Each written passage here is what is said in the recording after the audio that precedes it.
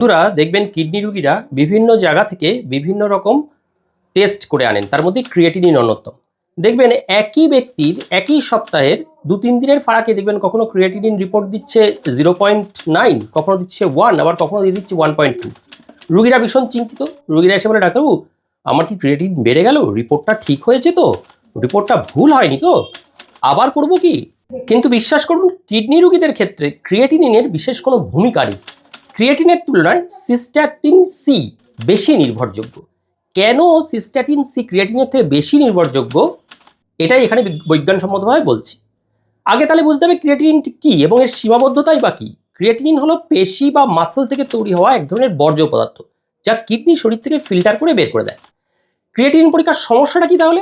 সমস্যাটা হলো ক্রিয়েটিনিনের মাত্রাটা অনেক কিছুর উপর নির্ভর করবে। যেমন আপনার পেশির বা মাসেলের পরিমাণ বা মাসেল মাস কতটা আছে, আগের দিন আপনি কতটা প্রোটিন বা মাংস খেয়েছেন, আপনার বয়স কত, আপনার লিঙ্গ কি, আপনি কতটা শারীরিক পরিশ্রম করেছেন, ওজন বা শরীরের গঠন কীরকম। ফলে বৃদ্ধ মানুষ ও অপুষ্ট রোগীদের বা দীর্ঘদিনের অসুস্থ শয্যাশয়ী রোগী, লিভারের রোগী, এদের ক্ষেত্রে ক্রিয়েটিনিন স্বাভাবিক দেখালেও কিডনি আসলে কিন্তু ক্ষতিগ্রস্ত থাকতে পারে। একে বলে ক্রিয়েটিনিন ব্লাইন্ড এরিয়া। আর 2 নম্বর যেটা বললাম মোস্ট ইম্পর্টেন্ট টেস্ট, যেটা রোগী করেই না, সিস্ট্যাটিন সিটা কি? সিস্ট্যাটিন সি হলো একটা রকম ছোট প্রোটিন যা শরীরের সব নিউক্লিয়েটেড সেলে নিয়মিত সমান হারে তৈরি হয়। সম্পূর্ণভাবে কিডনির গ্লোমেরুলাসের ফিল্টার দিয়ে টিবিউল এটা প্রায় রিঅ্যাবজর্ব হয় ও ডিগ্রেড হয় এবং পেচ্ছাপে ফিরে আসে না। অর্থাৎ এটি শুধুমাত্র ইজিএফআর বা কিডনির অ্যাকচুয়াল ফিল্ট্রেশনের উপর নির্ভর করে। তাই সিস্ট্যাটিন সি বেশি নির্ভরযোগ্য। কেন? এটি মাসল মাস, আগে যে বলেছিলাম কতটুকু মাসল আছে, রোগা হোক, রোগী মোটা হোক, শিশু, বৃদ্ধ, পুরুষ, নারী, সবার ক্ষেত্রেই প্রায় সমানভাবে কাজ করে। অর্থাৎ আর্লি কিডনি ডিজিজ এর ড্যামেজটা ক্রিয়েটিনিন তখনই বাড়ে যখন প্রায় কিডনি 50% নষ্ট হয়ে গেছে।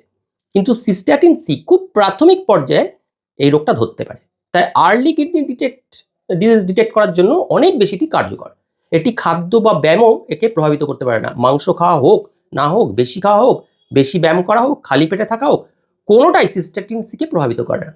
এর মানটা ট্রু জিএফআর মানে কিডনি কতটুকু সত্যি ফিল্টার করতে পারছে তার ঠিক মানের কাছাকাছি হয়। তাহলে কারা করবেন? উচ্চ ঝুঁকির রোগী, বিশেষ করে যারা ডায়াবেটিস রোগী, বৃদ্ধ মানুষ, হার্টের রোগী, লিভারের রোগী, সার্কোপেনিয়া, যাদের মাসেল লস হচ্ছে, দীর্ঘদিন আইসিইউতে আছে, তাদের ক্ষেত্রে এটি খুব উল্লেখযোগ্য। আধুনিক কিডনির যে চিকিৎসার গাইডলাইন কিডগো বা আধুনিক নেফ্রোলজি গাইডলাইন অনুযায়ী ক্রিয়েটিনিন প্লাস সিস্ট্যাটিন সি একসাথে যদি ব্যবহার করেন সবচেয়ে সঠিক ইজিএফআর পাওয়া যায়। তাই উপসংহারে এটাই বলা যায় যে ক্রিয়েটিনিন সহজ ও সস্তা, তাই প্রচুরভাবে লোক করে কিডনির ফাংশন জানতে, কিডনি ঠিক আছে কিনা জানতে।